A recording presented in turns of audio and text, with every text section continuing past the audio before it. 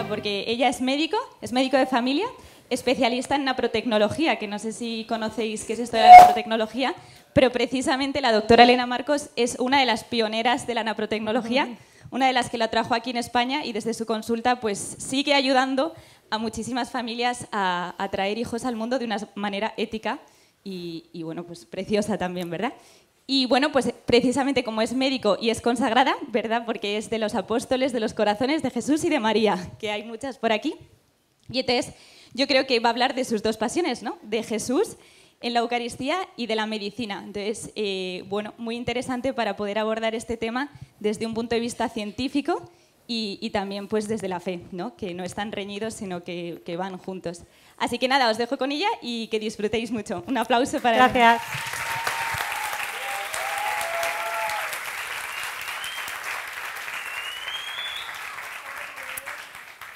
Muchas gracias. Bienvenidos. Estoy encantada de estar esta mañana aquí con vosotros porque he de agradecer a la organización, como en todo evento serio, y este lo es, hay que empezar siempre dando gracias a la organización, porque me han llamado para hacer lo que más me gusta, que es hablar.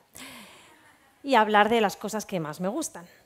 Como ha dicho Beatriz, se unen en esta charla mis dos pasiones, mis dos vocaciones. La primera es la más fácil de explicar, que es que soy médico, eso lo entiende todo el mundo, ya está. Me dedico a la naprotecnología full time, que es ayudar a los matrimonios con problemas de fertilidad desde un punto de vista de una ética respetuosa, católica, lícita, y también a mujeres con problemas ginecológicos de ciclo de cualquier edad, desde la adolescencia hasta la menopausia. Y esta es mi primera vocación, la medicina. Soy médico desde hace ya casi 20 años, o sea, soy bastante vieja, amigos. Y mi segunda vocación, que es la más importante realmente, es que soy laica consagrada.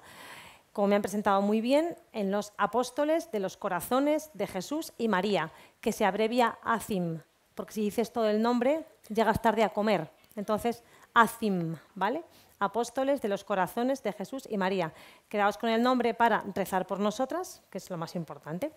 ¿Nuestra vocación qué es? Pues como somos laicas consagradas, estamos 100% en el laicado, en el mundo, como todos vosotros. Nos dedicamos a llevar a Jesús a donde no está, que es al mundo. Nuestra vocación es ser corazón de Cristo en el mundo. ¿Y eso cómo lo hacemos? Pues depende. En la medicina, en el colegio, en el instituto, en la universidad, cada una donde Dios le ha llamado, donde le ha puesto, para llevar el reino de Cristo pues, allí en su ambiente. Y además de ser 100% laicas, somos 100% consagradas, es decir, estamos consagradas a Dios con los votos clásicos de castidad, pobreza y obediencia, y además tenemos otros votos específicos. Y el primer voto específico que tenemos, os le presento. Bueno, este es mi conflicto de intereses. En todo sitio serio hay que declarar el conflicto de intereses. Tengo mucho conflicto de intereses. Yo estoy casada con el que hace los milagros eucarísticos. Así que, evidentemente, pues tengo muchos conflictos de intereses. Que lo sepáis. Yo lo he advertido, ¿vale? Nuestro voto dice amar y hacer amar a la Eucaristía. Corazón vivo de Jesús que se entrega por nosotros. Y por eso para mí es un honor estar aquí esta mañana amando a la Eucaristía y queriendo que los demás también la amen. Me han dicho que hable despacio porque yo hablo muy deprisa. Los traductores de otros idiomas, haré lo que pueda, ¿vale? No lo prometo, pero lo intentaré. Intentaré prometerlo, ¿no? Quiero hablar despacio para que lo entiendan las traductoras. ACIM es las siglas de nuestra asociación y este primer voto de amar a la Eucaristía, corazón vivo de Jesús, es el que da sentido a todo lo que vamos a escuchar después. Así que abrochaos los cinturones que vamos a emprender un viaje apasionante. ¿Qué es un milagro? Porque claro, ¿no? Para empezar, a mí me encanta el diccionario de la Real Academia de la Lengua. He dado charlas enteras con el diccionario, os lo recomiendo, no es para leérselo así, ¿no? En la mesilla, pero está bien para buscar las palabras. ¿Qué es un milagro? Pues un hecho no explicable por las leyes naturales y que se atribuye a una intervención de origen divino. Es decir, cuando yo pienso en un milagro eucarístico en este caso, es un hecho que no se explica por las leyes naturales, físicas, químicas, cósmicas que conocemos y que se atribuye a la intervención divina. Aún así, siendo un hecho milagroso que no se explica por leyes naturales, la ciencia, que no es incompatible con la fe, sino todo lo contrario, decía un científico que un poco de ciencia aleja de Dios, pero mucha ciencia acerca a Dios, pues la ciencia viene a documentar estos milagros. Y tenemos la gracia, la oportunidad, la suerte de vivir en este tiempo en el cual tenemos muchos medios científicos para poder estudiar los milagros. Sabéis que pues hay milagros muy antiguos, como veremos ahora, antiquísimos. De otros milagros no han quedado reliquias, no podemos estudiarlos, solo podemos conocer las documentaciones escritas que hay acerca de ellos, pero de algunos, especialmente los más recientes, pues la Iglesia los ha puesto digamos, en estudio bajo la observación de los científicos, que muchas veces de modo independiente, sin saber de dónde venía esa muestra, otras veces sí, lo han estudiado para ser lo más imparciales posibles. Bueno, vamos a hacer como un caso clínico, ¿vale? Como soy médico, solo sé hacer esto. Es que tenemos estas cosas. Primero hablaremos sobre el paciente. Después hablaremos sobre algunos casos. Luego haremos unos análisis sobre estos mismos casos.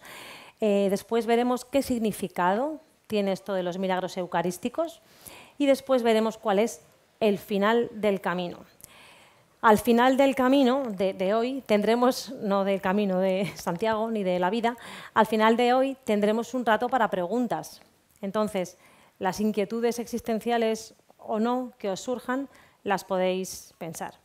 Y luego, si alguien me ve por algún camino de la GEMJ y me quiere preguntar algo, soy fácil de identificar porque soy la que va en silla de ruedas. Entonces, me encontráis fácilmente, ¿vale? Porque tengo esclerosis múltiple y me tienen que llevar porque aguanto de pie un poquito, pero ya un ratito más ya no. Entonces, pues me paráis, me preguntáis, me decís, buenos días, me ha encantado la charla, me ha parecido horrible la charla, lo que queráis, ¿vale? Bien, empezamos. Punto número 1, sobre el paciente. Esta es una frase de San Juan Pablo II que dice esto tan bonito. La verdad es que, bueno, como estamos en un contexto de una jornada eucarística, tampoco hay que hablar mucho sobre lo que es la Eucaristía, porque ya nos han hablado un montón esta mañana, ¿no? Con Carlo Acutis, el Padre Salvador también durante los puntos de la meditación. Y San Juan Pablo II dice que la Eucaristía es lo más precioso que la Iglesia puede tener en su camino por la historia. Así que si tenemos un tesoro que debemos salvaguardar, que nos puede acompañar y en el que debemos amar y hacer hincapié en él y también llevar a otros a ese amor, es la Eucaristía. Voy a haceros mucho hincapié, o voy a intentarlo, y si no ya lo hago ahora, ¿vale? Para que no se me olvide. Es muy importante que sepamos que además de amar a la Eucaristía, como dice nuestro voto, hay que hacerla amar. Es decir, mucha gente está en la GEMJ, pero hay mucha más gente que no está en la GEMJ. Entonces, toda esa gente que no está, hay que traerla a la Eucaristía. Hay que darles un anuncio de Jesús que nunca han oído, lo que se llama ahora el primer anuncio, porque vivimos en un mundo sin Dios. Antes la gente iba a un convento y hablaba con una monjita o con un monje, o iba a la iglesia o a la parroquia o se confirmaba. Ahora nadie, poca gente va a la parroquia, menos gente aún va a ver a un convento, ¿no? A una religiosa, a un monje. Entonces, somos nosotros, sois vosotros, también yo, nosotros, los que tenemos que ir donde están ahí ellos, ¿no? Al mundo y decirles, a los de clase, a los de la universidad, a los del trabajo, que Jesús está en la Eucaristía y te ama. Tengo para ti una noticia muy grande, la mejor noticia. ¿Desde cuándo pasa esto? ¿Desde cuándo hay milagros eucarísticos? Porque, claro, uno cuando conoce a Carlo Acutis, ¿no? ¿Cómo no nombrar a Carlo Acutis en esta charla? Es imposible, ¿no? Pues ve que hay milagros eucarísticos en diferentes momentos de la historia.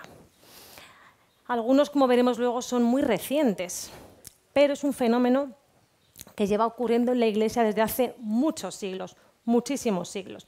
Fijaos que voy a decir mal los nombres, todos los que diga, ¿vale? Entonces, si hay algún alemán o polaco o algo en el público, me perdona, porque no tengo ni idea ni de polaco, ni de alemán, ni de casi nada. Entonces, en el año 1200, Cesáreo de Heisterbach hizo un tratado, era un monje, hizo un tratado sobre milagros eucarísticos que habían acontecido cerca de donde él vivía, solo cerca, que era la ciudad de Colonia en ese caso, y pone 67. Es como si yo, y he puesto milagros, mira que he repasado la presentación 5 veces, da lo mismo. Es como si tú vives en Albacete y dices, voy a ver cuántos milagros hay cerca de Albacete. Y te salen, y rima, te salen 67 en Albacete. Bueno, pues es lo mismo, ¿no? O sea, que muchos milagros en un espacio geográfico pequeño. En aquel tiempo no había comunicaciones como ahora, evidentemente. Y él además los tiene todos en la cabeza, o sea, le explica todos los milagros de aquel momento que recuerda, ¿no? O sea, como que los ha conocido que de primera mano. Entre el siglo VIII y IX, San Pascasio Radberto, que con este nombre pues era un monje también, hace un tratado también sobre la Eucaristía y también en él habla ya de milagros eucarísticos. Y Santo Tomás de Aquino, o sea, hasta tal punto esto era importante y era famoso, que Santo Tomás de Aquino en la Suma Teológica dedica un apartado a los milagros eucarísticos, o sea que era bastante, bueno, que era común, que era algo extraordinario, no común, pero que era algo que sucedía y que se conoce en la Iglesia desde hace muchos siglos. Y ahora, también ahora hay milagros eucarísticos, ya veremos que también ahora. San Pablo VI, decía en la encíclica Mysterium Fidei que la Eucaristía supera las leyes de la naturaleza. Claro que las supera, bueno, eso ya lo sabíamos, aunque con un milagro lo vemos más claro, pero la Eucaristía supera las leyes de la naturaleza porque en cada Eucaristía yo puedo participar del sacrificio de Cristo. Es como volver al Calvario en una especie de máquina del tiempo, ¿no? Como la máquina que pusieron ayer en el escenario, ¿no? Una especie de máquina del tiempo. Pues puedo ir a volver a vivir la Eucaristía, a participar. No es que Jesús muera todo el rato, sino que fue algo tan grande que se extiende por los siglos. Y en su género es el mayor de los milagros. ¿Quieres un milagro? Sí, pues mira, vete a la Eucaristía, vete a misa. Lo que pasa es que ese milagro es bastante discreto. Probablemente no vas a ver un hecho asombroso, porque es muy humilde el Señor. Vamos a hablar primero del milagro de Lanciano, que es del siglo VIII. Es un milagro antiquísimo.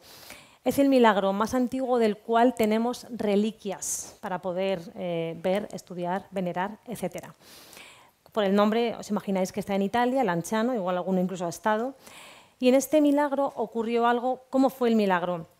Pues ocurrió algo muy frecuente en estos milagros eucarísticos, que es que había parece que fue un monje de la orden basiliana, aunque se pierde un poco en la noche de los cronistas, estaba celebrando misa con grandes dudas de fe. Y en las dudas de fe estaban en, ¿esto realmente se va a convertir en el cuerpo de Cristo? ¿Esto de la misa es verdad? ¿Me han contado una historieta o qué?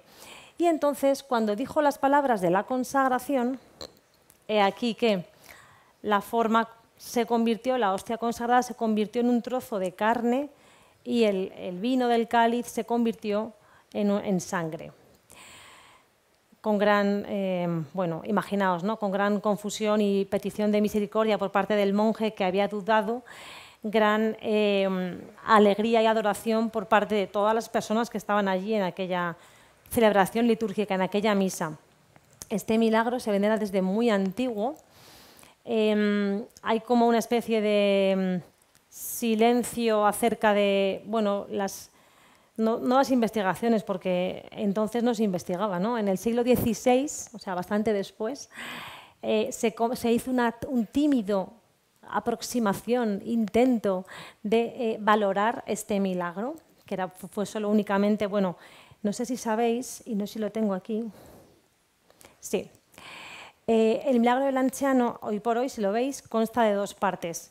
El trozo de carne en que se convirtió la forma, que está en una custodia, un ostensorio de plata, y en la parte inferior hay como un vaso, una copa, donde están los trozos de lo que fue sangre, que ahora está coagulado, endurecido en unos cuantos trozos, que es la foto que veis abajo. En el siglo XVI, en el año 1570 aproximadamente, se extrajeron los coágulos de sangre, se pesaron, bueno, hubo algún tímido intento de valorar el milagro. Pero no fue hasta el siglo XX cuando se estudió en condiciones. Entonces se encargó a un famoso, en el año 1970, se encargó a un famoso en aquel momento médico, que era de la confianza de los monjes de la abadía donde está el milagro del Lanciano, se le encargó la investigación. Comenzó la investigación de manera un poco desalentadora, todo hay que decirlo, para los monjes, porque cuando extrajeron el milagro para quitar un trocito y poder analizarlo, pues vieron que estaba, como os podéis imaginar, bastante deteriorado. Tenía moho, había algún insecto por ahí pequeñín, ¿no? Y luego también los trozos de sangre, también pues, costaba bastante extraer una muestra adecuada para estudiarlo. Entonces, bueno, los monjes se quedaron un poco defraudados ante el inicio de la investigación, que prometía ser un poquito dificultosa, pero el profesor Linoli, a quien tenemos que agradecer mucho el estudio, cogió un trocito con permiso evidentemente de los monjes, un trocito de carne, un poquito de sangre, se los llevó al laboratorio, tuvo que pedir ayuda a muchos especialistas. Claro, como os podéis imaginar, cuando hablamos de una muestra de este tipo, no es como una muestra normal de las que miramos en el hospital, porque una muestra normal está metida en formol, que es un líquido muy importante para conservarlo, está cogida perfectamente, cortada perfectamente. Estas muestras llevan años, o en este caso siglos, sin ningún tipo de conservación, expuestas a que la gente las toque inicialmente o a saber, ¿no? Entonces, claro, hay que también saber eliminar estos factores externos. En este caso, el profesor Linoli estaba tan apabullado con sus descubrimientos, porque se fue viniendo arriba viendo que aquello prometía, ¿no?, el descubrimiento, que mandó a los monjes un telegrama. Igual no sabéis lo que es un telegrama, porque sois jóvenes, que es una carta, pero muy rápida, de antaño, cuando no existía hoy en día hubiera mandado un WhatsApp, diciendo: en el principio era el verbo y el verbo se hizo carne. O sea, él ya vio que ese tejido era carne. Y lo que vio en sus investigaciones fue que el tejido era carne humana, que esa carne que la sangre era sangre humana. Claro, hay que empezar por ahí, porque puede ser una falsificación, ¿no? Este tejido es humano, no es humano. La carne y la sangre eran de la misma persona. O sea, carne humana, sangre humana, de la misma persona. Eran del grupo AB positivo. Luego hablaremos del grupo AB positivo, ¿vale? Porque es interesante este grupo. Bueno, en cuanto a la distribución proteica de la sangre, una vez tienes sangre haces de todo, ¿no? Analizas un montón de cosas. Los médicos son unos frikis. Pues en proteínas tenía una distribución bastante normal y en algunos elementos, los que en la sangre están en distribución normal, como pueden ser el sodio, el magnesio, estaban un poco más bajos de lo normal, mientras que el calcio estaba en exceso. ¿Esto qué significa? Luego lo veremos. Y importante, cuando el profesor Linoli, claro, sabéis todos, ¿no?, que los patólogos, que son los médicos que están todo el día mirando al microscopio, saben qué tejido están mirando. Si no, no distinguirían el ojo de la uña del pie. De hecho, en medicina hay un examen muy importante que yo suspendí varias veces, que yo no habría hecho estos estudios. Porque, bueno, a lo mejor ahora sí, pero antaño era difícil porque se me daba fatal. Entonces, te ponían en el examen unos cuantas muestras y había que adivinar no, había adivinar como una bola de cristal, ¿no? Había que saber con las características del tejido a qué órgano pertenecían.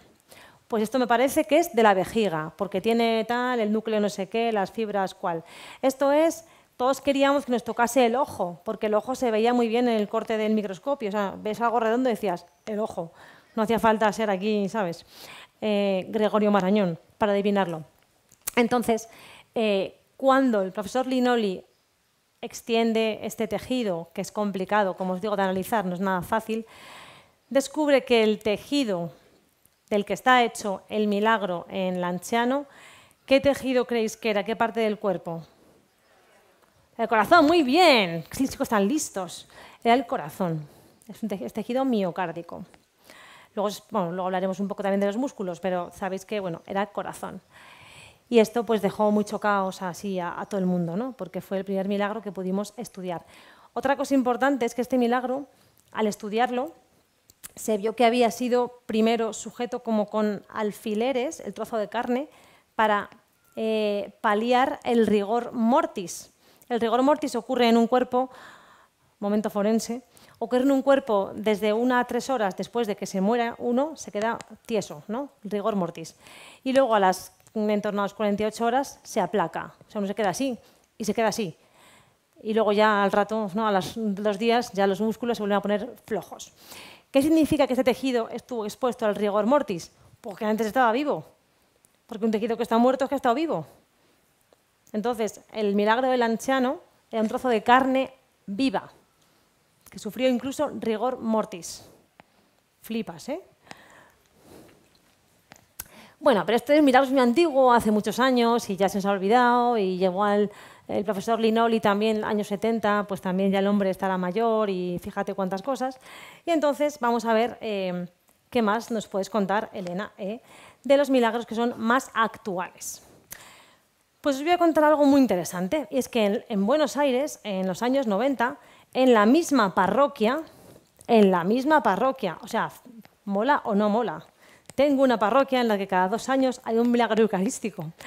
Pues en el año chuletilla 92, bueno, primero tengo que hacer un paréntesis. Hay unas normas litúrgicas por las cuales, cuando una forma, por ejemplo, se cae al suelo o se encuentra en el suelo o algo así, lo ideal es que se pueda consumir de manera inmediata por parte del sacerdote. Pero en caso de que no sea posible que sea consumida, porque está sucia, porque no se sabe, por lo que sea, pues se debe dejar en un recipiente con agua hasta que se disuelva y luego se pueda... antiguamente había en las sacristías un depósito con agua que luego iba directamente a la tierra. Ese agua se iba allí. Ahora mismo, pues no sé cómo lo harán, si irán a la tierra, lo que sea, pero hay que esperar a que la forma se disuelva, pierda sus características. Os cuento esto porque varios milagros tienen que ver con este intento de disolución de formas en agua. Entonces, en el año 92, en la parroquia Santa María en Buenos Aires, un sacerdote guarda varios fragmentos de hostia consagrada en agua para que se disuelva. Y luego fue puesto en el sagrario para esperar a que se disolviera. 7 días después van a ver cómo va el proceso y ven que los fragmentos tienen un color con apariencia de sangre. O sea, en lugar de disolverse, hay sangre. Milagro número 1. Vale. El domingo siguiente, en la misma parroquia, yo soy el párroco y creo que estaría al borde del infarto todo el rato, porque diría, ¿qué más puede ocurrirme? El domingo siguiente, en la comunión, durante la comunión, se ven 2 gotas de sangre en la patena. Toma. En el año 94, todo esto puesto en conocimiento de los obispos, etc. Año 94, durante la misa de niños, para que veáis que a veces decimos, ¡ay, el niño que se va a dar un susto! Pues el Señor hace un milagro en la misa de niños. El ministro de la Eucaristía, sosteniendo el copón, ve también una gota de sangre fluyendo de la pared. Año 94. El párroco sigue ahí infartándose, supongo. Y en el 96, que es el milagro un poco más conocido y más estudiado, en el 96, durante la misa de la Asunción, una hostia que se ha caído es colocada en un recipiente con agua para disolverse y a los pocos días se había transformado en sangre. Bueno, pues ya con esto, aparte del infarto parroquial, deciden ponerlo más en serio, ¿no? Bueno, no que antes no fuera serio, pero lo comunican al arzobispo de Buenos Aires, que por aquel entonces es el que luego fue Papa Francisco, Jorge Mario Bergoglio. Y entonces él acude a un médico experto en este tipo de estudios sobrenaturales para que ponga en estudio esta hostia, aquí no se la veis bien, pero que comienza a transformarse como en carne.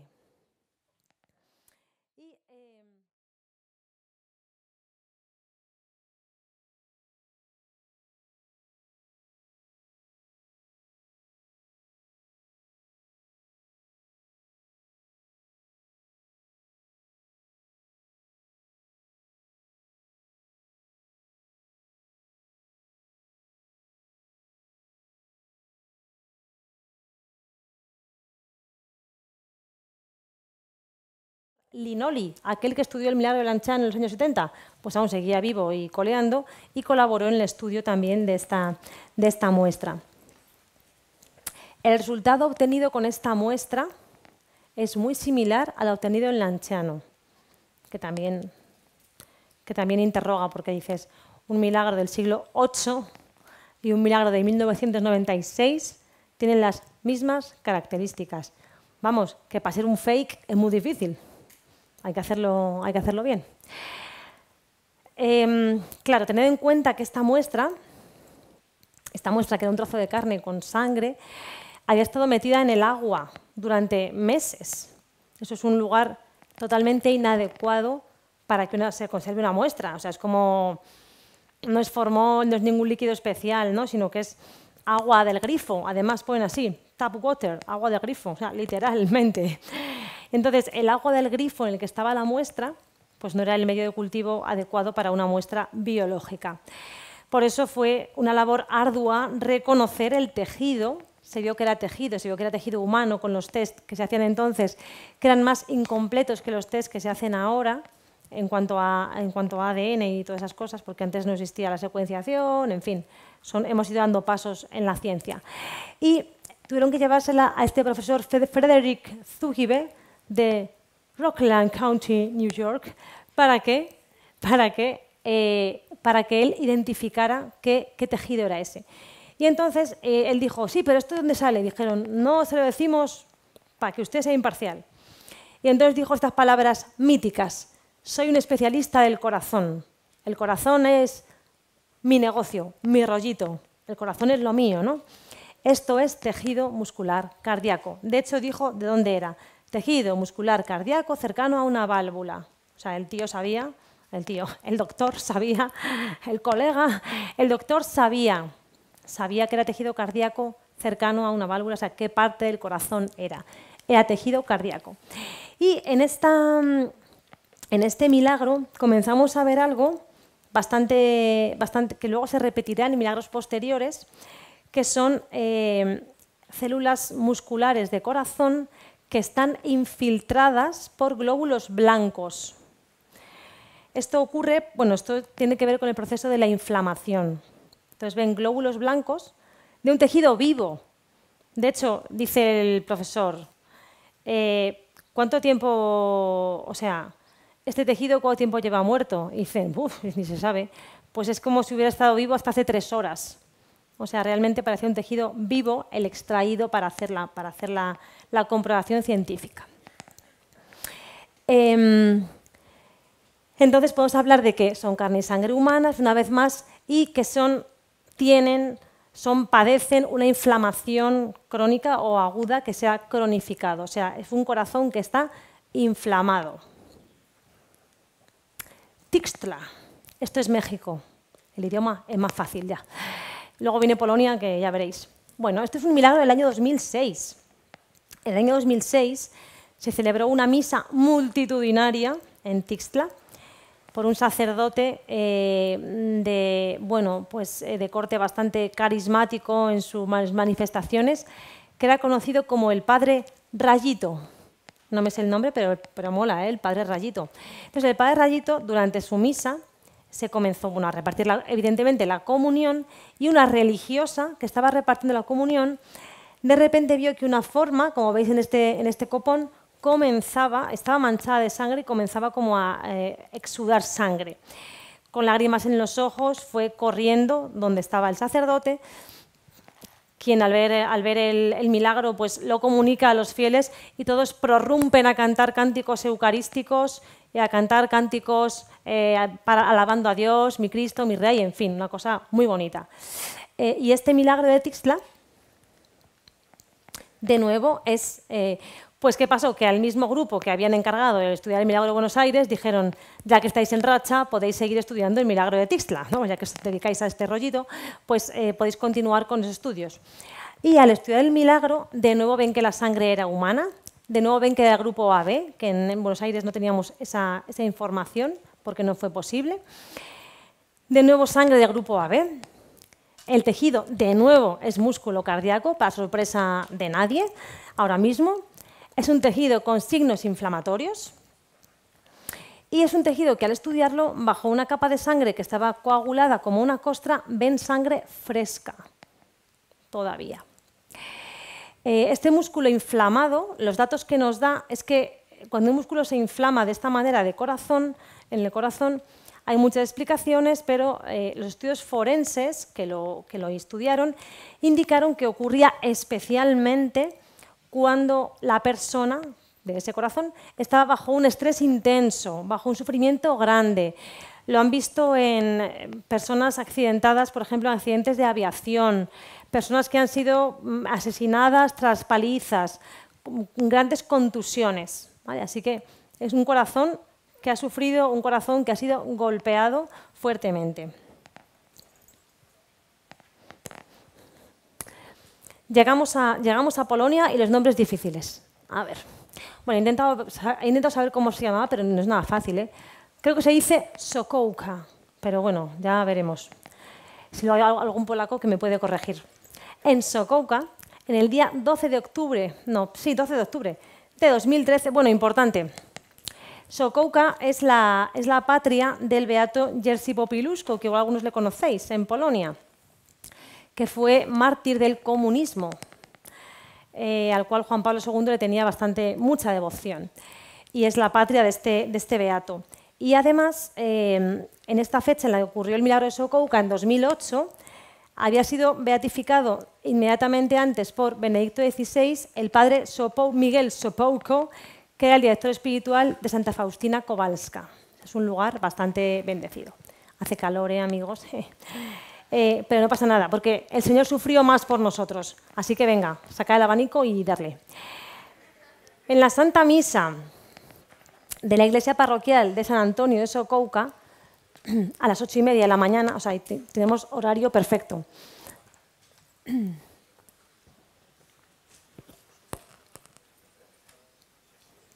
De nuevo, perdón, de nuevo, una hostia consagrada cae de las manos del sacerdote al suelo. Una de las fieles le llama la atención, porque él no se da cuenta sobre el suceso, y él de nuevo hace este proceso de recogerla y colocarla en el recipiente con agua, que luego se coloca en el sagrario o al lado del sagrario para su disolución. Tras una semana, bueno, pues la hermana Julia, que se ha hecho famosa gracias a esto, pues acude al sagrario a ver cómo va el proceso de disolución. El párroco le pregunta: hermana, vaya por favor a mirar cómo va la forma que pusimos en el agua. Y cuando llega, descubre esto. Aquí veis en la parte superior izquierda un trozo remanente de esa forma, ese trozo blanco, y luego veis que ha aparecido de ella un tejido que parece un coágulo o algo así, ¿no? Así a primera vista. Y luego abajo del todo se forma como una pequeña cruz que tiene el brazo un poco más largo. No se ve del todo porque he cortado un poquito la imagen, pero este tejido con lo que aparentemente parece un coágulo, una mancha que recuerda una partícula viva de un cuerpo. Y el agua, donde está este prodigio, permanece incolora. O sea, tú echas sangre al agua y con una gotita se tiñe todo, ya lo sabéis, ¿no? Que siempre dicen las madres, la sangre es muy escandalosa, y es verdad, te sangre ahí la vida y pues todo perdido.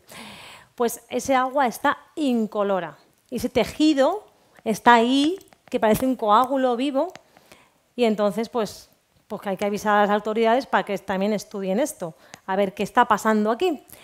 ¿Qué está pasando aquí? Pues pasa que la sangre, de nuevo, era sangre humana, del grupo AB, que es un tejido, aunque parece un coágulo, o sea, parece sangre, ¿no? Tú lo ves y parece que es un coágulo de sangre. Al analizarlo ven que es tejido de corazón. O sea, es un trozo de un órgano. Y es un músculo inflamado que verdaderamente está sufriente. Digo verdaderamente está porque en Sokółka no hablan del pasado, sino que hablan del presente. Es un tejido que al analizarlo se ve que tiene vida y que está sufriendo. Tiene algunas modificaciones de lo que se llama cardiomiopatía por estrés, que se llama Takotsubo, que es un nombre japonés, que recuerda no sé qué de coger un calamar o no sé qué movida, un pulpo. Pero la idea es que los corazones que han sufrido estreses muy intensos sufren una cardiopatía, una modificación. Así que tenemos de nuevo un tejido de un corazón que ha sufrido o que está sufriendo un estrés muy intenso. Sokouka es muy divertido porque hubo bastante controversia con las autoridades civiles. Porque sabéis que Polonia, bueno, en Latinoamérica, el pueblo aceptó de buen grado los milagros, pero en Europa, en Polonia ya la cosa estaba un poco más complicada porque venían de una herencia comunista y aunque es un país donde la Iglesia ha permanecido muy fiel, también tenemos gente muy contaminada por el racionalismo. Entonces empezaron a decir que si aquello no era... Bueno, empezaron a decir, la alcaldesa o alguien de los gobernantes dijo que había que buscar un crimen. Pues si había un corazón de alguien ahí muerto, pues es que habían matado a alguien. ¿No? O sea, es alucinante, ¿verdad? Y entonces, pues claro, porque pensaron, esto es un asesinato. Han asesinado a alguien, no sé, han metido un trozo en el copón. Bueno, no lo sé. Pero ella pensó que había que buscar un cadáver en alguna parte. Y todo se zanjó porque la policía, que en este caso fue más razonable que los gobernantes, quizá casi siempre, pues dijo, no se ha desaparecido nadie y están todos bien, ya está. No hay muertos, gracias, adiós. Pues eso, fenomenal. Y entonces, que estuvo bien, porque pues ya está, ¿sabes? No dé más vueltas, señora, que no hemos matado a nadie aquí para hacer esto. Y llegamos al último milagro, al penúltimo milagro que quiero comentar, de Legnicka, o algo así, que es de 2013. Bueno, veis que son milagros cada vez más recientes. Bueno, y podemos seguir avanzando, ¿no? Seguro que hay más, porque estos son los estudiados. Habrá muchos que estén en estudio, probablemente.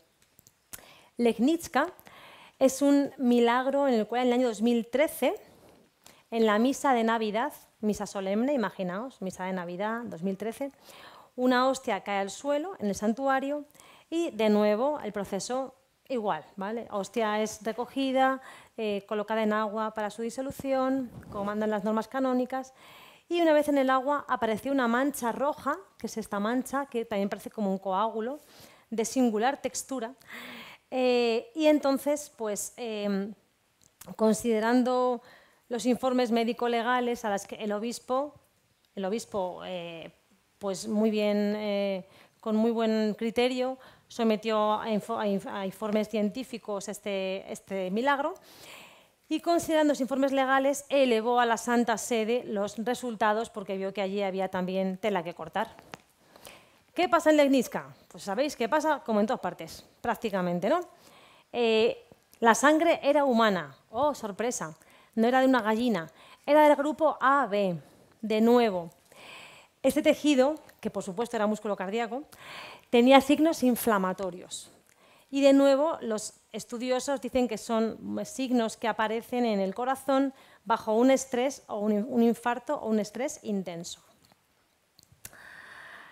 ¿Qué podemos decir de ellos? ¿No? Tenemos aquí, hemos presentado un poco los casos, lo que han estudiado sobre ellos. ¿Por qué el corazón? ¿No? Cuando estudiamos el milagro de Lanciano, que es el primero, incluso macroscópicamente, o sea, a simple vista, se distingue que es un corte de corazón. No es exactamente eso, pero para que os hagáis una idea, ¿no? Un corte transversal del ventrículo izquierdo, ¿no? El más potente del corazón. Si mirásemos bajo un microscopio los milagros, veríamos algo parecido a esta imagen de la derecha, que sabemos que es músculo cardíaco. Tenemos en el cuerpo tres tipos de musculatura. La musculatura lisa, que es la de las vísceras, la vejiga, el útero, parte del intestino. La musculatura estriada, que es la de ponerse cachas, los bíceps, los cuádriceps, la que movemos voluntariamente. Y la musculatura cardíaca, que comparte ciertas características con la musculatura estriada de ponerse cachas, pero también tiene particularidades y por eso podemos distinguirla cuando hacemos un estudio anatomopatológico, porque tiene capacidad de contraerse ella misma, por ejemplo. Es que el músculo, tú no dices late, late, late, sino ya nos moriríamos enseguida, ¿no? Porque todo el tiempo ahí pensando. Late solo porque tiene un marcapasos él mismo, consigo mismo. Pues ahí está, ¿no? Mi marcapasos. Ahí podemos mirar cómo es el músculo cardíaco. Si pienso en el corazón, ¿por qué Dios me estaba mostrando el corazón? Porque cualquier parte del cuerpo de Jesús es santa. Podía haber salido el páncreas, ¿no? Yo estudio un milagro eucarístico y sale piel y digo, pues vale. Sale riñón y digo, Vale. Sale, no sé, hay devoción, ¿no? Pues a la Santa Faz, a las llagas y al corazón. ¿Por qué Jesús se hace corazón? ¿Por qué nos quiere explicar por qué me deja ver el corazón cuando hay un milagro eucarístico? Pues el corazón se ha considerado el centro de la persona y en la Sagrada Escritura, de modo especial, es el centro donde se asienta la voluntad, la inteligencia y la vida espiritual. Falta una letra. Y la vida espiritual. El corazón es además fuente de vida y el corazón es además, muy importante, el lugar de la relación con Dios. Entonces el corazón no es un símbolo pasado de moda, sino que, oye, mira que Dios me está mandando aquí un mensaje poco subliminal, poca indirecta por parte de Jesús, que se convierte en corazón cuando hace un milagro. Perdón. Entonces, este lugar de relación con Dios es lo que yo puedo ver en el milagro eucarístico.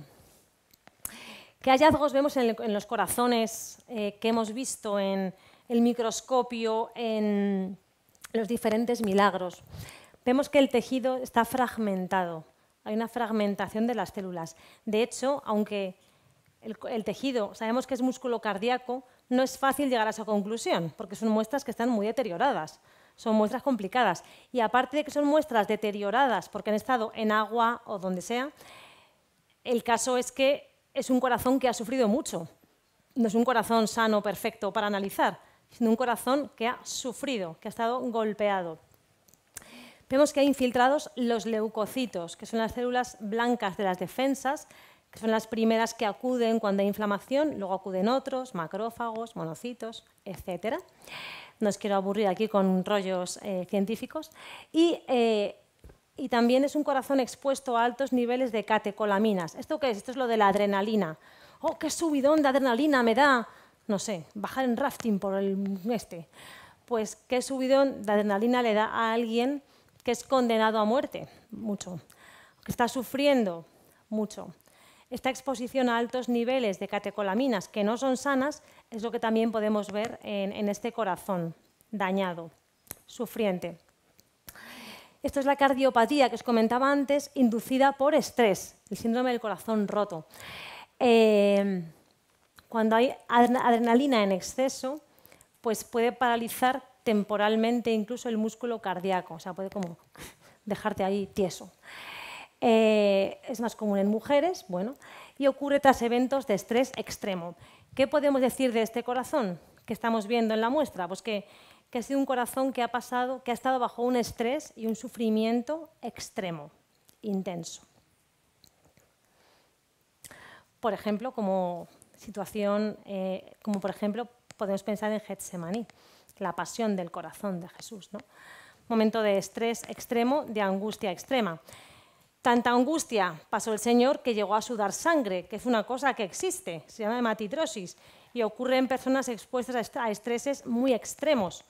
Se ha visto, por ejemplo, en condenados a muerte.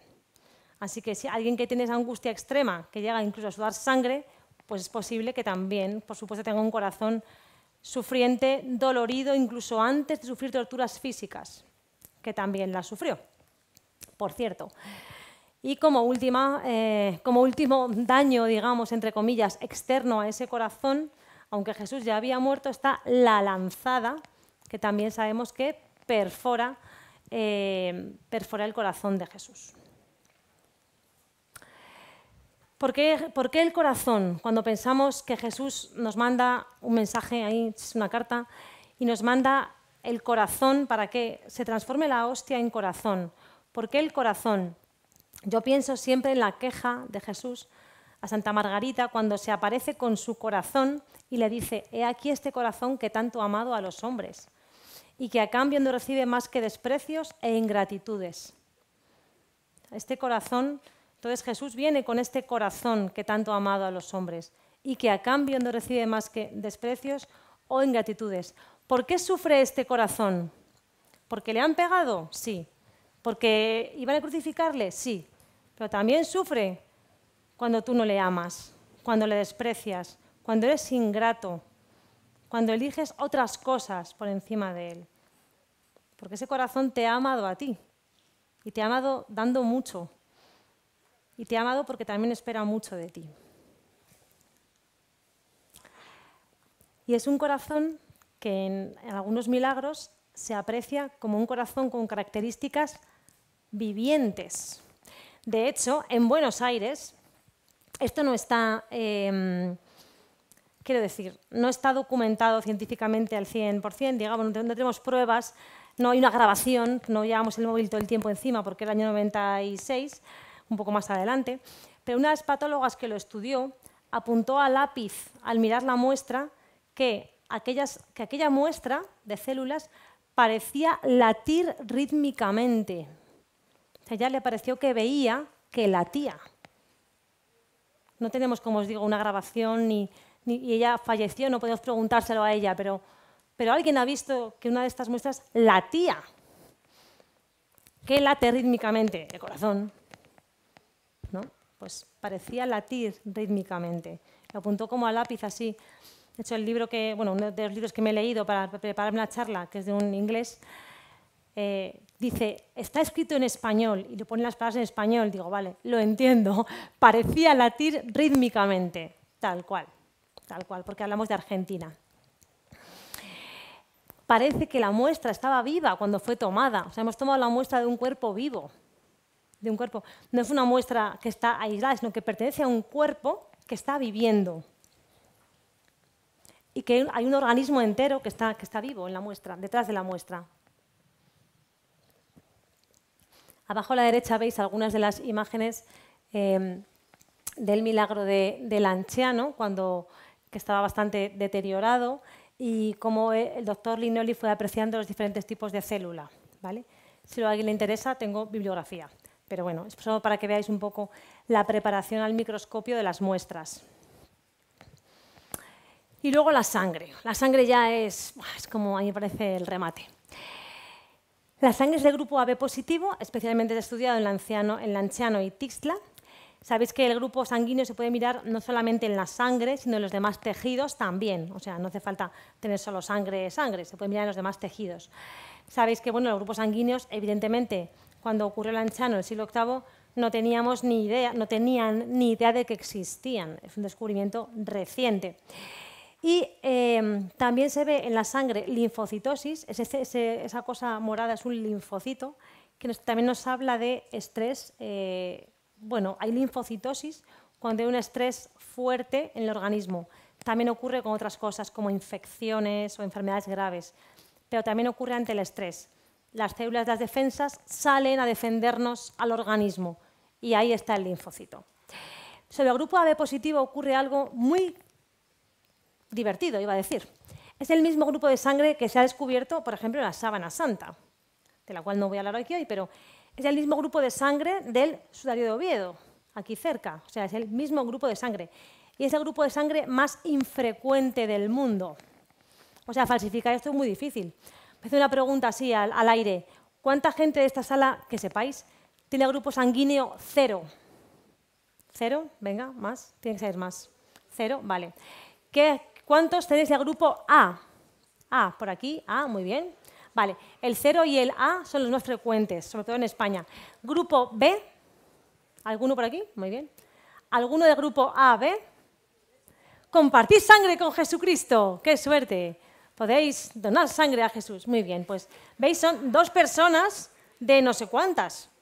Es el grupo más raro, más infrecuente, porque evolutivamente, no voy a aburriros con explicaciones científicas, pero necesitamos que un padre sea A y un padre sea B para juntar esos dos. O sea, no es un grupo que, porque él sea AB, transmite a su hijo el AB. Él se lo transmite uno de los 2 genes. Entonces, no sé si me entendéis, pero el caso es que el grupo AB es el más raro. Y si miramos los diferentes tipos de sangre según las poblaciones, podemos apreciar, por ejemplo, Europa a la derecha, la mayoritaria, pues el grupo 0, que es el rojo, y el A, ¿vale? Dicen que el 60% de la población blanca es 0. Solo me acuerdo de ese dato de fisiología de segundo de carrera, así que espero que siga siendo verdad. El grupo AB, que es el morado clarito, fijaos que en Europa es un 0,9%. Grupo pequeño, vale. En cambio, en otros lugares pues es un poquito más, más elevado, pero lo más llamativo de esto, ¿ves que, o sea, mi idea aquí es que veáis que el morado es una cosa como anecdótica, ¿no? En todas partes. Lo más llamativo de esto, de News, porque bueno, con esto siempre hay gente que es como pesimista, ¿no? Y bueno, pesimista no, como aguafiestas. Y dice, el ave no existía antes del siglo VI, que lo dicen para que no valga la sábana santa. Evolutivamente no existía. Mentira, fake. En el siglo encontraron la Universidad de Tel Aviv, Israel, publicó un análisis de esqueletos encontrados, hay en un enterramiento por allí, en Jerusalén, entre los siglos I y IV. Y de ellos, el 28% eran AB, un montón. O sea, ese grupo sanguíneo era y es más frecuente en la zona de Palestina. O sea, eso nos indica que el grupo AB, cuando estudiamos la Sábana Santa en concreto, nos indica una población semita donde ese grupo sí que era más frecuente. Y los milagros eucarísticos igual, nos indican a la misma población semita, que es la de Jesús. Otra característica que se ve en la sangre, cuando estudiamos, claro, la sangre vale para todo, ¿no? Puedes mirar hasta el colesterol que tenía Jesús. No lo hemos mirado, pero podrías. Es la hipogamma globulinemia, que os explico lo que es. Cuando tú coges sangre de una persona, puedes separar las diferentes proteínas. Y hay una proteína que es la albúmina, que es la mayoritaria en la sangre normal, cuando todos estamos sanos. Hay fracciones alfa, alfa, beta, alfa 1, alfa 2, beta y gamma. Cuando el pico gamma, ese círculo amarillo tiene que estar en gamma, pero se ve que lo aumenté y se me ha ido. Pero en la sangre de los milagros eucarísticos hay una hipogamma globulinemia, o sea, esa montañita gamma está más baja. Eso ocurre en algunas enfermedades, en algunos tumores, y también ocurre en momentos de estrés que tiene que ser corto, ¿vale? Una enfermedad importante, un estrés físico. Todo nos lleva a pensar que estamos hablando de Jesús cuando hablamos de milagros eucarísticos, ¿no? Estas coincidencias con las otras reliquias de la Pasión que han sido muy estudiadas, estos milagros que han sido estudiados por la ciencia y podemos ver en ellos estas características, ¿no? De el corazón que me está diciendo que me ama, que es el centro de Jesús, ¿no? El centro de su persona, lo que unifica a su persona es lo que tengo en ese milagro. Este grupo sanguíneo, ¿no? Esta sangre de la que ha dado por mí hasta el final, pues también tengo grupo sanguíneo que coincide con otros estudios. ¿Qué significa todo esto, ¿no? ¿Qué significan los milagros eucarísticos? Arriba en el número 1, con el número 1, el milagro eucarístico de Kerala, que ha sido aceptado por la Iglesia en el mes de mayo, o sea, hace nada. Y el milagro de Kerala, que está en la India, ¿veis una cara en la forma? O sea, en una misa que allí tiene el rito siro-malabar, que es otro rito distinto del latino, también católico, pues aparece una cara de un varón con barba y bigote, que parece que será Jesús. Será... Ah, bueno, está aquí otra vez. Voy a poner esta foto, ¿no? Pues hay diferentes tipos de milagros eucarísticos. En algunos vemos lo que ocurre en Kerala. Vemos, por ejemplo, una imagen de Jesús. Nos quiere remarcar aquí Jesús su presencia eucarística, ¿no? Él está realmente presente en la Eucaristía y viene a recordárnoslo con estas imágenes, estos sucesos prodigiosos. Luego tenemos, y esto indica que nos llama a una relación personal con Él. Él está ahí para que tú puedas relacionarte con Él. A veces nos parece que es que igual Dios es muy importante y yo soy un poco pringao. Eso es verdad. Pero con ser verdad eso, Dios quiere una relación personal contigo. Voy a repetirlo. Dios quiere una relación personal contigo, quien seas. ¿Vale? Y nos lo dice a veces susurrando, como decían el otro día, el susurro del Espíritu Santo, y a veces nos lo dice a gritos. Mira, que vengo aquí a que me veas. Luego tenemos otros milagros eucarísticos, que son los que hemos visto en la charla de hoy, que tienen más que ver con la pasión de Jesucristo, que son estos milagros en los que se convierte la forma en carne, en sangre. En España tenemos el milagro de Cebreiro, que es muy parecido al de Lanciano en cuanto a su manifestación, digamos. Sacerdote incrédulo en la transustanciación. ¿En qué? Incrédulo en que Jesús realmente, ¿no? Bajo la especie de pan está presente, y en la consagración se transforma en carne y en sangre. Pues estos milagros que tienen más que ver con la pasión nos recuerdan la dimensión sacrificial de la Eucaristía, que es verdadero sacrificio, que es bueno, pues donde participamos, como os decía, del sacrificio de Jesús. Y luego hay unos terceros milagros, otro tipo de milagros, lo que se llama la inedia mística, que lo habréis oído, que son santos místicos que se alimentaban exclusivamente de la Eucaristía, como Santa Catalina de Siena, un poco lejos en el tiempo, o la venerable Teresa Neumann, que es mucho más reciente, que durante años como único alimento tomaron la Eucaristía. ¿Y aquí qué me quiere decir Dios? Pues Dios me quiere decir cómo la Eucaristía es plenamente alimento, cómo la Eucaristía es lo que realmente debe satisfacerme, y cómo, si yo quiero ser feliz, la Eucaristía me basta y me sobra. O sea, el alimento de la felicidad, el alimento del amor, como decía esta mañana el Padre, es la Eucaristía. Entonces, yo quiero ver qué hacer para ser feliz. Pues vete a la Eucaristía, comulga, ¿no? Ten una relación personal con Jesús. Entonces, esto es lo que Jesús nos está queriendo decir. Y os recuerdo el voto del que he hablado al principio, Eucaristía, corazón vivo de Jesús que se entrega por nosotros. Aquí hemos visto cómo es un corazón vivo que se entrega por nosotros. Es un corazón, todo es un corazón, tejido de corazón, y está vivo. O sea, se ve, parecía latir, se ve viviente, ahí lo podemos ver. Este es el milagro de Kerala, que aquí lo podéis ver un poquito más grande, que es impresionante. Hemos llegado al final del camino y, bueno, hay un milagro muy importante del que aún no he hablado y del que voy a hablar ahora. Quizás es el milagro más importante de todos y es el milagro más asombroso. Es el milagro que Jesús en la Eucaristía quiere hacer contigo.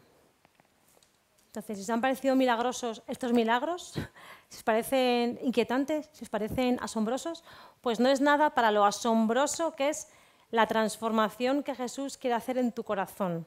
No es nada para el amor que Él te tiene a ti y lo que quiere hacer contigo.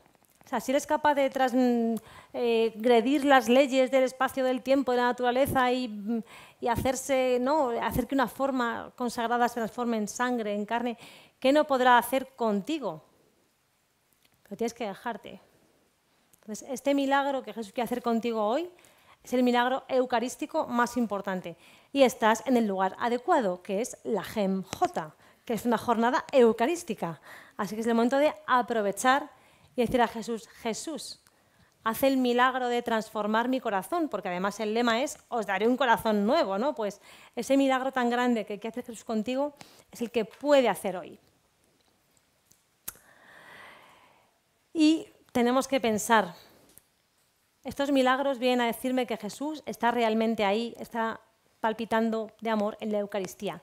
Si eso es verdad, si Jesús está ahí, que tengo toda la ciencia que me respalda, ¿cómo cambiaría mi vida? ¿Puedo seguir igual? ¿Me da lo mismo? ¿O mi vida tiene que cambiar? Bueno, pues hemos llegado al final de este viaje, como os he dicho.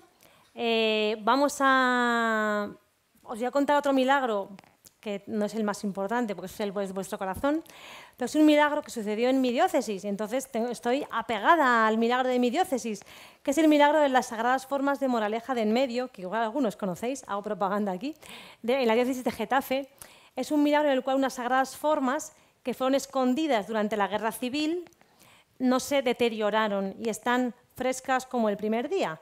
Estuvieron escondidas para evitar ser profanadas en un copón debajo de la tierra, mojado. El copón si veis el copón donde estaban, está destruido y era de metal, o sea, está oxidado, roto y las formas están igual que el primer día.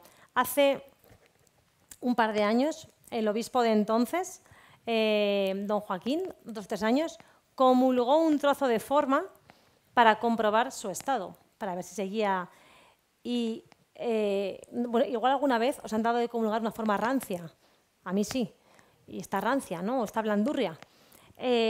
Pues las formas estaban perfectamente al romperse como, bueno, dice que el Cordero de Dios, cuando rompió la forma para comulgar solamente media, para no acabar con todo el milagro eucarístico, porque hay unas cuantas, pero se han ido comulgando para ver cómo está la cosa y claro, al final te quedas sin ellas, pues que al notar que en el Cordero de Dios, al partir la forma, sonó pues perfectamente, ¿no?, como el crunch de una forma perfectamente nueva, de tal manera que el pueblo comenzó a cantar Cantemos al amor de los amores, ¿no?, porque vio ahí el prodigio eucarístico que estaba sucediendo. Entonces, fuimos a ver la reliquia y yo compré un puzzle. Entonces, ese un puzzle lo compré para vosotros, porque dije, tengo que dar una charla, un taller de milagros eucarísticos, voy a llevar un puzzle y le sorteo para un ganador que se lleve el puzzle a casa, haga el puzzle y tenga un recuerdo de un milagro eucarístico de la diócesis de Getafe y de paso pues poder rezar por nosotros. Entonces, vamos a hacerlo, como somos muchos y no tenemos ahí una cosa, un dispositivo ahí enorme, Martina, que es mi azafata, ¿cuántos seremos aquí? 250. 100, qué susto, digo, ya que habría. Vale, pues vamos a sacar un número al azar, o como dicen ahora, random, según una aplicación de móvil, y luego Martina irá contando a la gente, y al que le toque, pues le toca el puzzle. ¿Vale? Es bastante justo, ¿no? Venga, sí. Ha salido... Ah, que le doy yo. Perdón, que aún no le he dado. Ha salido, aún no le he dado. Vale, ha salido el número 60. Quédense ustedes quietos, que Martina va a contar ahora. Bueno, mientras Martina cuenta, yo también os cuento. Si alguien quiere escribirme, ese es mi correo electrónico. La página web es más de la medicina. Pero si alguien tiene algún problema para tener hijos, también puede escribirme. Y bueno, pues lo que os decía, si alguien quiere hablar conmigo estos días o quiere escribirme, preguntarme algo, estoy disponible. Y por supuesto, os invito a seguir admirando este milagro admirable de la Eucaristía.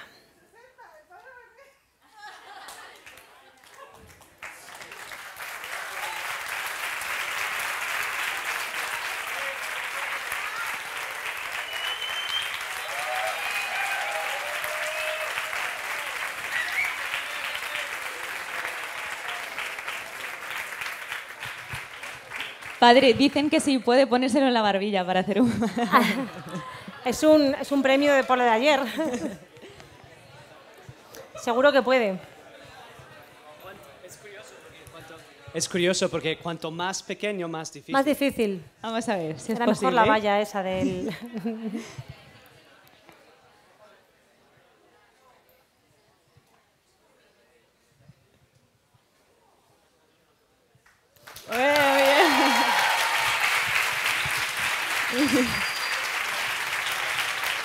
Bueno, pues damos las gracias a la doctora Elena Marcos, de verdad, por esta presentación que vamos, no sé. Gracias. Impresionante.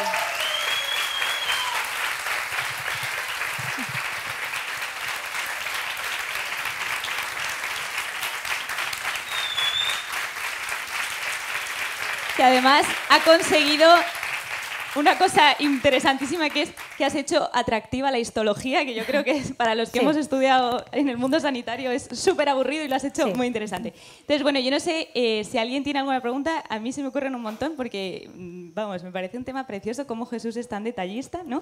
Pero bueno, vamos por ahí. Sí, ves que como somos muchos, si te lo pones mejor. Duda, pero porque no me he enterado bien. Sí, sí. En los dos primeros que has contado se veía claramente que era AB positivo. Sí. Pero en el resto que pone solo AB es... Es positivo. En los que han hecho estudio, no en todos se ha hecho estudio del grupo sanguíneo, pero en los que se ha hecho era AB positivo. Sí, AB positivo. Siempre es positivo. Gracias. hay una diferencia, o qué es la diferencia entre Takotsubo y catocalaminos, que eran dos términos que salieron y me parecían que uno, o sea, catocalaminos, me parecía que era por el estrés, mientras que el otro era ¿era lo mismo o era otra cosa? Son los dos por estrés, sí. Es verdad que Takotsubo es un nombre genérico que se ha dedicado a... Bueno, es más una descripción de lo que se ve en el corazón, ¿no? Nos explica un poco por qué se ha producido, pero también suele deberse al estrés. O sea, más o menos es lo mismo. Es un poco complicado. La cardiología... Esta charla ha conseguido juntar dos cosas que no me gustan, que son la cardiología y la histología. O sea, que realmente es mérito del Señor todo, porque... Al principio has dicho algo de que, que había calcio en exceso y has dicho que lo ibas a explicar después. Es verdad, no lo he explicado. Tiene que ver con lo mismo. La entrada de calcio excesiva, bueno, tiene que ver los músculos y en concreto el corazón, normalmente debido a cómo funciona su mecánica, el latido, tienen unos canales de calcio y el calcio sale y entra según la necesidad para contraer y relajar, ¿no? Cuando hay un calcio en exceso, se debe también a situaciones de estrés, es lo que se llama la tetania. Cuando uno se queda tetánico, que se queda como agarrotado, la tetania es lo que se produjo, parece en los estudios forenses de la Sábana Santa, en los músculos de Jesús, debido a diferentes cosas como son la deshidratación, no solo por no beber, sino por las pérdidas sanguíneas. El perder mucha sangre hace que el cuerpo sufra tetania, mucha pérdida de calcio. También el corazón tuvo estos fuertes espasmos debido al calcio en exceso. Entonces, perdón, he dicho pérdida de calcio, ganancia de calcio. Se pierden otros componentes y hace que el calcio quede por encima de ellos de modo relativo y absoluto. Y entonces esto lo que hace es que haya una contracción más fuerte. Y este corazón sabemos que ha sufrido espasmos muy fuertes. Entonces, igual que el cuerpo de Jesús tuvo mucho dolor por la espasticidad de la tetania, el corazón también sufrió este tipo de espasmo debido al exceso de calcio. Muchas gracias por recordármelo, porque lo tenía en la cabeza, pero se me ha olvidado. Por allí. Así para preguntar, ¿se han llegado a hacer algún estudio genético cromosómico en alguna de las muestras recientemente? Mira, sí, y es muy interesante porque se ha intentado, bueno, se ha sabido que es humano, ¿no? O sea, se sabe que es carne humana. Primeramente existía un test que tiene un nombre un poco raro y este test lo usaban para saber que una muestra encontrada en un escenario criminal, por ejemplo, era humana. Inyectaban el suero a un conejo, el conejo fabricaba inmunoglobulinas. Bueno, esto ya no se hace porque hay test más elaborados en el laboratorio de ELISA y PCR sobre todo, que hablan de cómo se secuencia el genoma.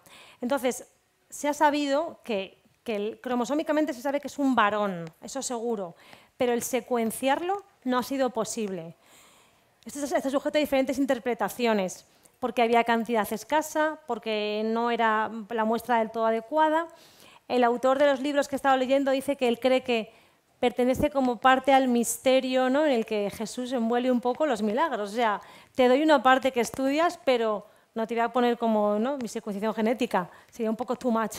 Entonces, sí que se sabe que es de un varón, eso seguro. Eso seguro. Luego ahora hay muchos estudios de ADN mitocondrial también, o sea, eso se sigue estudiando, pero todavía no tenemos una secuencia genética de un milagro de Jesús, bueno, de Jesús, que suponemos que es Jesús, ¿no? Creemos que es Jesús.